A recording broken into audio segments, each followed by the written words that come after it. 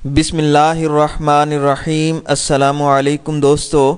موجودہ حکومت دینی مدارس کو دباؤ میں لینے کے لیے ہر حربہ استعمال کر رہی ہے۔ ایک مرتبہ پھر اسلام آباد کے تمام مدارس سے پولیس نے کوائف حاصل کر لیے ہیں، جس سے مدارس انتظامیہ اور مولوی حضرات میں سخت بے چینی اور تشویش پائی جاتی ہے۔ مدارس کو دیے گئے پرفارمے میں ایسے سوالات بھی پوچھے گئے ہیں جن کا بقول علماء کوئی جواز نہیں بنتا۔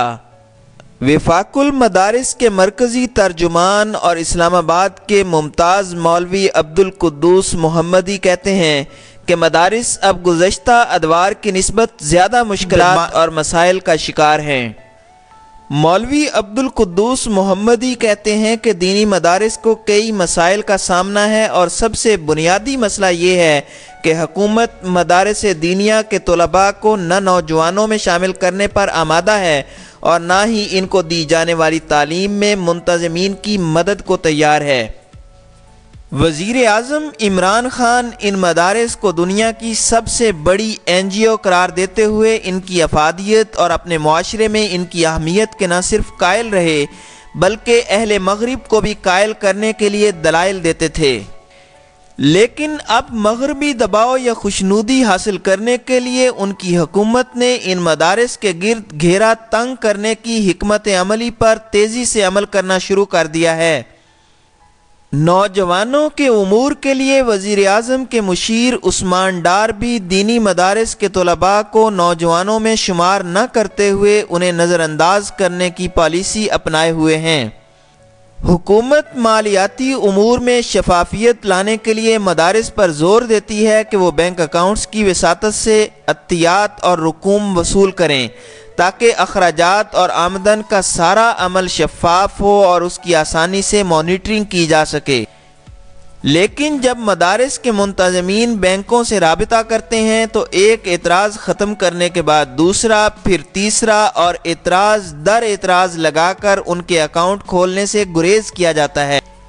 لہٰذا جب اکاؤنٹ ہی نہیں ہوتا تو پولیس اور وزارت داخلہ ایسے مدارس کو مشکوک فہرست میں شامل کر کے انہیں دباؤ میں لانے کی کوشش کرتے ہیں۔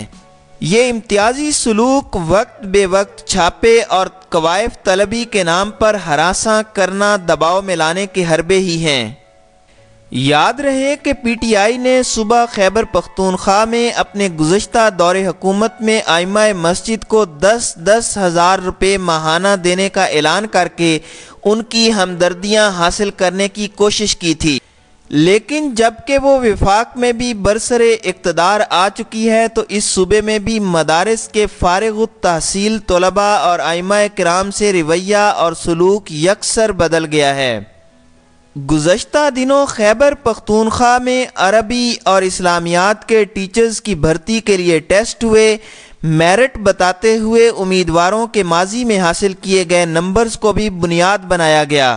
لیکن حیرت انگیز امر یہ ہے کہ جن عربی اور اسلامیات کے امیدوار اساتذہ نے شہادت العالمیہ کی ڈگری حاصل کر رکھی تھی، ان کے نمبر اس ڈگری میں شامل نہیں کیے گئے۔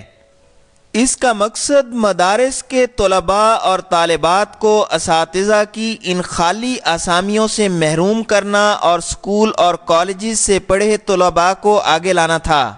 مولوی عبدالقدوس کے مطابق ایک جانب حکومت مدارس کے طلباء کو مین سٹریم میں لانے کی دعوے دار ہے اور اپنے دعوے کے مطابق اس کے لیے کوشاں بھی ہے، تو دوسری جانب جب دینی مدارس کے طلباء کو مرکزی دھارے میں لانے کی مؤثر صورت سامنے آتی ہے تو ان سے سوتیلی ماں کا سا سلوک کیا جاتا ہے۔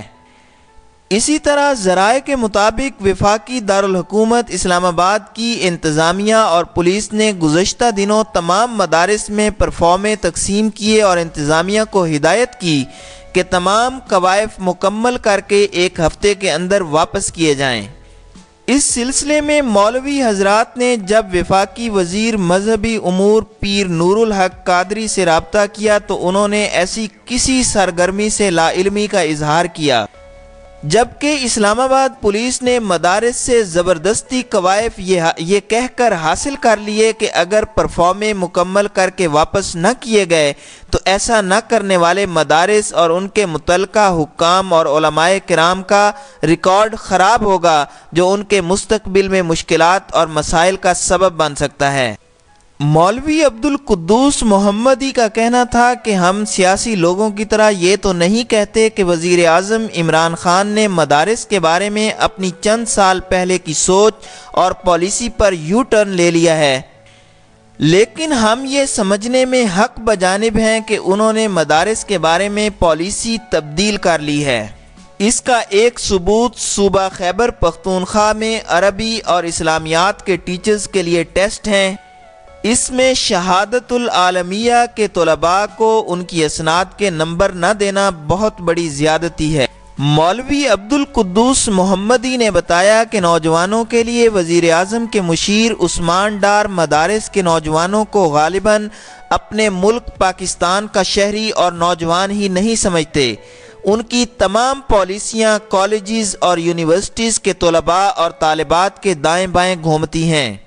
شہباز شریف دور میں دینی مدارس کے کچھ طلباء کو بھی لیپ ٹاپ ملے تھے اور یہ تأثر ابھرا تھا کہ حکومت ان طلباء کو بھی اپنا شہری سمجھتے ہوئے انہیں قومی دھارے میں لانے کے لیے سنجیدہ ہے،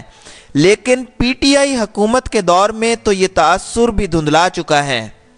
مدارس کے نوجوان عثمان ڈار کی کسی ترجیح میں شامل نہیں۔ عبدالقدوس محمدی نے مزید یہ کہا کہ مدارس دینیہ ان تمام تر زیادتیوں کے باوجود کسی دباؤ میں آئے بغیر اپنے مشن اور دینی تعلیم کے فروغ کے لیے کوشاں رہیں گے۔